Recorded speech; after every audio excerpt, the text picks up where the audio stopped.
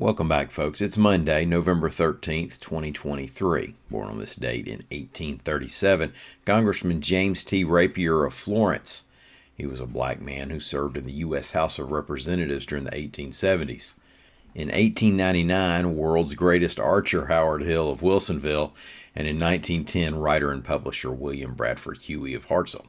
Today we'll talk gambling laws, an interstate shootout, and hope for Birmingham-Southern. I'm Mike Morgan, and we're down in Alabama.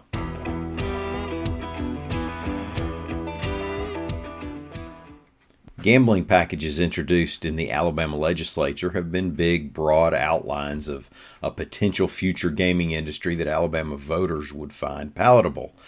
They've been made up of things such as whether to include casinos in a lottery or the number of casinos and where they'll be. And they've all failed. In next year's legislative session, you might expect to see legislation come from it at a different direction. Now, AL.com's John Sharp reports that some state lawmakers are considering the creation of a regulatory body that would help rein in illegal gambling. State Representative Andy Witt, a Harvest Republican, chairs a group of House members who are taking a long look at gaming. He said the state already has so many forms of illegal gambling that local law enforcement officers often aren't sure who's operating inside the law and who's operating outside it, and that sometimes officers even work security shifts at establishments in question. Anti-gambling groups say this is all a smokescreen for legalization, and they say that won't clean up the problem gambling.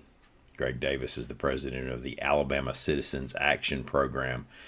Quote, gambling operators who are currently breaking the law and those who allow it to happen will likely continue to do so. Illegal operators are not going to just line up and be regulated and pay taxes, end quote.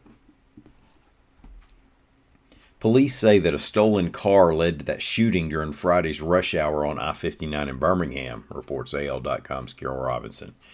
Officer Truman Fitzgerald said that police believe that people in one group thought they spotted a vehicle of theirs that had been stolen in another city. That group followed the car in question until it stopped, and then the gunfire started in the southbound lanes. 4 people were shot and hundreds were stuck in traffic. Fitzgerald said everybody who was shot were involved in the shooting. 2 people were picked up on the scene and 2 showed up at UAB Hospital. Birmingham-Southern finished last week with more optimism than it's had in a while, so much so that school officials told students to enroll in spring courses with full confidence the school will remain open, reports AL.com's Rebecca Griesbach.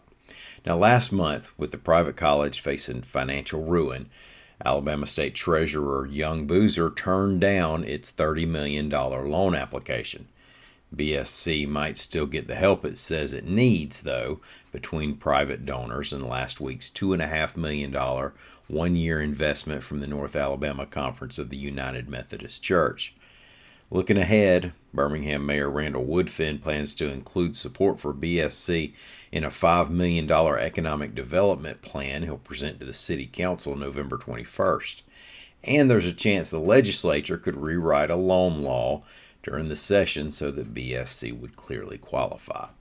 School President Daniel Coleman said the school is still seeking donations and considering its options. Quote, we are making steady progress and we will continue to fight for the future of this college.